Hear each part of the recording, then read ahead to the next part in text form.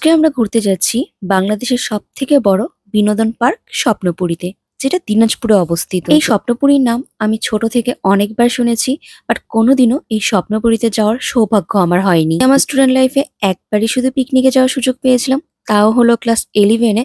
তাও বাড়িতে অনেক ঝগড়াঝাটি, কান্নাকাটি, অনেক কিছু করে। তাও মনে হয় একদিন বা 2 দিন না খেয়েছিলাম। আমাদের কলেজ থেকে ফ্যান্টাসি কিংডমে নিয়ে গিয়েছিল, তাই যেতে দিয়েছিল। আর একবার হলো স্বপ্নপুরীতে নিয়ে আসা হয়েছিল। বাট যেহেতু ময়মনসিংহ থেকে স্বপ্নপুরীর ডিস্টেন্স মোটামুটি প্রায় 8-9 ঘন্টার মতো লাগে আসতে, যার জন্য এইখানে আসার আমি আর পারমিশন পাইনি। সবার মুখে এতই আমি স্বপ্নপুরীর প্রশংসা শুনেছি, এবং অনেকে এটাই বলতো বাংলাদেশের মধ্যে সব থেকে সুন্দর বিনোদন কোনো পার্ক যদি হয়ে থাকে সেটা হলো স্বপ্নপুরী। আর দেখার মতো নাকি জায়গাটা। ওরা থেকে দিনাজপুর স্বপ্নপুরীতে যেতে প্রায় 2-2.5 ঘন্টার মতো সময় লাগে। তো আমরা সবাই মিলে বাসে উঠে পড়েছি। আর বাসে ওঠার পর থেকে সবাই মিলে এত হাসি হাসি কথা বলছিল, হাসতে হাসতে পেট ব্যথা হয়ে যাচ্ছে। আর আজকের ওয়েদারটা এতটাই সুন্দর ছিল, তোমাকে কি সুন্দর নীল আকাশ আর নরম তুলতুলে তুলার মতো মনে হয় মেঘগুলো ভেসে উঠছিল। আর যেহেতু স্বপ্নপুরীর রাস্তাটা পুরোটা গ্রামের ভিতর দিয়ে যায়, সবুজে ঘেরা গাছপালা দিয়ে গ্রামের পরিবেশটা দেখতেই খুব ভালো লাগছিল।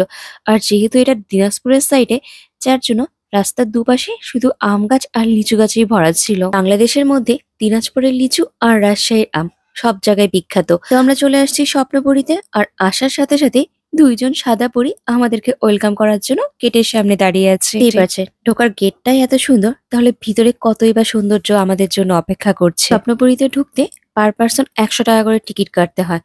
বাস কার যদি নিয়ে যাওয়া হয়, তার পার্কিং চার্জও হলো 100 টাকা। এর মতে খুব ভালো মতো যদি স্বপ্নপুরীর সৌন্দর্য উপভোগ করতে হয়, তাহলে নাকি একদিনে ঘুরে এটা শেষ করা যাবে না। এই স্বপ্নপুরীতে দেখার মতো অনেক কিছুই নাকি আছে। এখানে মৎস্য জগৎ, ভূতের বাড়ি, চিড়িয়াখানা, বিভিন্ন রকম rides, speed boat, swimming pool, তারপর বরফের জগৎ, সৌরজগৎ, আরো অনেক কিছুই আছে, যা নাকি একদিনে ঘুরে সম্পূর্ণটা কভার করা সম্ভব হয় না। আমরা স্বপ্নপুরী এসে যেটা বুঝতে পেরেছি, এইখানে একটা মানুষ বিনোদনের জন্য যা যা দরকার হয় সবকিছু অ্যারেঞ্জমেন্ট এই একটা পার্কে করা হয়েছে। গাড়ি পার্কিং এর এরিয়াতেই তোমার হলো যারা বনভোজনে এসে রান্না বান্না করে খাওয়া দাওয়া করে, তাদের জন্য হলো প্লটের ব্যবস্থা করা হয়েছে। আর প্রত্যেকটা প্লটেই করে মাটির চুলা, একটা কল, আর হলো প্রত্যেকটা প্লটে একটা করে বড় করে আম গাছ লাগানো আছে, যেন সবাই ছায়ার মধ্যে সুন্দরভাবে তাদের রান্না বান্না, খাওয়া দাওয়া সবকিছু বসে করতে পারে।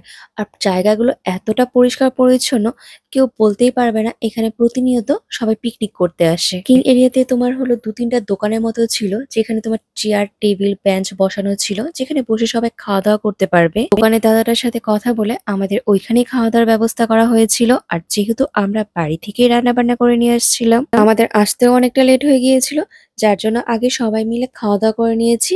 তারপর এখন আমরা পুরো পার্কটা ঘুরে দেখবো। এদিকে আমার কল পাম্প দিয়ে হাত ধোয়া দেখে আমার ছেলে মেয়েরও ইচ্ছা করেছে ওরাও একটু হাত ধুবে। আর এই স্বপ্নপুরীতে আসার পর সব থেকে যেটা বেশি ভালো লেগেছে, এখানে যদি কেউ বনভোজনে এসে রান্না বান্না করেও খেতে চায়, খুব সুন্দর সুব্যবস্থাও করা আছে। তো আমি আর দিদি মিলে এই আম গাছের সাথে কিছু খুব সুন্দর সুন্দর ছবি ক্লিক করে নিয়েছি। আর এখন আমরা যাচ্ছি স্বপ্নপুরী পার্কটা ঘোরার জন্য। পার্কিং থেকে বের হওয়ার পরেই তুমি ফার্স্টেই যে রোডটা ধরবে, সেখানে দেখবে যে অনেক রকমের কিছু দোকান আছে। আর ফার্স্টেই আমাদের চোখ পড়লো তোমার হাতের কাজ করা ওয়ালমেট গুলোর উপর, খুবই সুন্দর ছিল। পার্কিং এর সাথেই ছিল তোমার মার্কেট এরিয়া, আর হলো বিভিন্ন রকম ভাতের হোটেল। আর এইখানে আচারগুলো দেখে আমার খুবই লোভ লাগছিল। যেহেতু স্বপ্নপুরী বিশাল বড় পার্ক, আর আমরা কোনো রাস্তার মিলযোগই বুঝতে পারছিলাম না, যার জন্য আমরা ফার্স্টেই হলো রাস্তা দিয়ে হাঁটা শুরু করেছি। আর এই রাস্তাটা দুপাশ দিয়ে ছিল স্বপ্নপুরী যত মার্কেট। হাঁটতে হাঁটতে ফার্স্টেই আমাদের চোখ পড়েছে হলো ট্রেন গাড়ির উপর। তো সবাই মিলে এখন একসাথে ট্রেনে উঠবো আর খুব আনন্দ করব।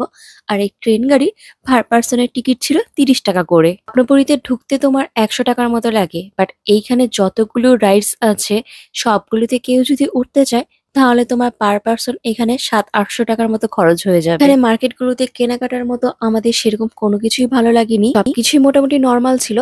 তার মধ্যে একটা ইউনিক জিনিস যেটা লেগেছে, এখানে তোমার বা তোমার হাজবেন্ডের নাম দিয়ে কোনো হোল্ডিং প্লেট বানিয়ে নিতে পারবে, বা স্বপ্নপুরী লেখা থাকবে এরকম কিছু হোল্ডিং প্লেট বানিয়ে দেয়, বা কিছু কাঠের আয়নাগুলো আছে, চিরুনি আছে। এই জিনিসগুলো আমাদের কাছে খুব ইউনিক লেগেছে। কেউ আসলে এগুলো কিনতে পারো। এগুলো দেখতেও খুব ভালো লেগেছিল। স্বপ্নপুরীতে প্রায় এরকম ৩-৪টার মতো লেক বানানো হয়েছে। আর একটা লেকের পাশেই তোমার ট্রেন লাইন করা ছিল। ট্রেনটাকে তোমার কৃত্রিম একটা ড্রাগনের ভিতর দিয়ে ঢুকিয়ে আবার ওটাকে পিছন দিয়ে ব্যাক করানো হয়। আমরা সবাই মিলে এই ট্রেনে অনেক আনন্দ করেছি। ছোট থেকে বড় সবাই এই ট্রেনে উঠেছিলাম আনন্দ করার জন্য। ট্রেন লাইনের পাশেই কিছু হলো ফুলের গাছ ছিল। তো সেইখান থেকে জবা ফুল ছিঁড়ে দিদি আমাকে খোঁপায় লাগিয়ে দিচ্ছিল। সাহস করে আমিও চলন্ত ট্রেন থেকে একটা জবা ফুল ছিঁড়ে দিদির খোঁপায় লাগিয়েছি। আর দিদি আবার একটা মামির খোঁপায় লাগিয়ে দিয়েছিল। যারা আমরা বাংলাদেশে থাকি তাদের প্রত্যেকেরই একবার হলেও অন্তত স্বপ্নপুরীতে ঘুরে যাওয়া উচিত। পুরো স্বপ্নপুরীতে কৃত্রিম ভাবে তোমার অনেক কিছুই সাজানো হয়েছে, যা সত্যি দেখার মতো সুন্দর। এদিকে দিদি হলো বাবাদের ভয় দেখাচ্ছিল, বাট বাবারা কেউই একজনও ভয় পায়নি। তারপর আমরা ট্রেন থেকে নেমে পাশে যেহেতু লেক ছিল, তো আমরা সবাই চলে গিয়েছিলাম স্পিড বোটে ওঠার জন্য। আর পুরা স্বপ্নপুরীতে খুব সুন্দর সুন্দর কিছু ভাস্কর্য তৈরি করা ছিল, যা সত্যি দেখার মতো ছিল।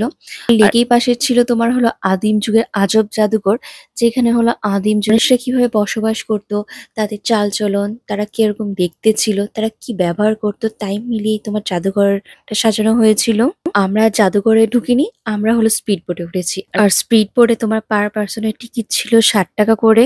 ওনারা বলেছিল যে আমরা স্পিড বোট নিজে চালাবো না, ওনারা লোক দিয়ে দিবে। যেহেতু শয়ন হলো চালাতে পারতো, তো আমরা আর লোক নিইনি, আমরা শয়নই হলো আমাদের স্পিড বোটটা চালিয়েছে। তো স্পিড বোটে ওঠার পর মনটা কেমন ধকধক ধকধক করছিল যে পড়ে যাব এরকম মনে হচ্ছিল।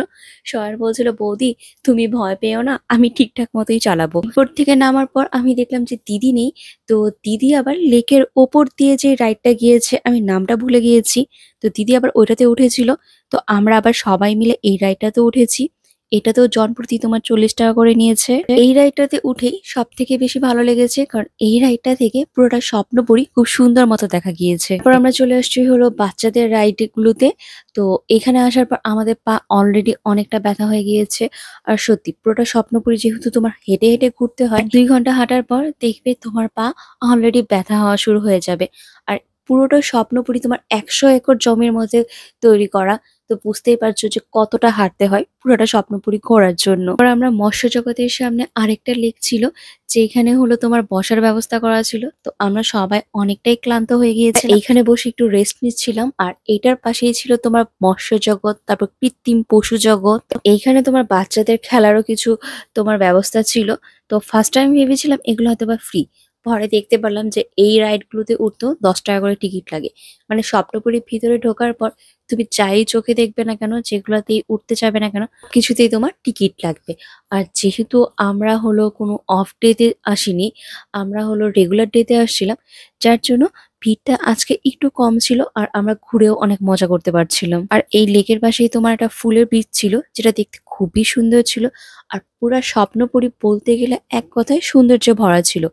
একবার যে আসবে সে চোখ দিয়ে শুধু সৌন্দর্যটাই উপভোগ করতে পারবে। তো বন্ধুরা, আমরা সবাই মিলে এখানে একটু রেস্ট নেই, আর এই ব্লগটা এখানেই শেষ করি।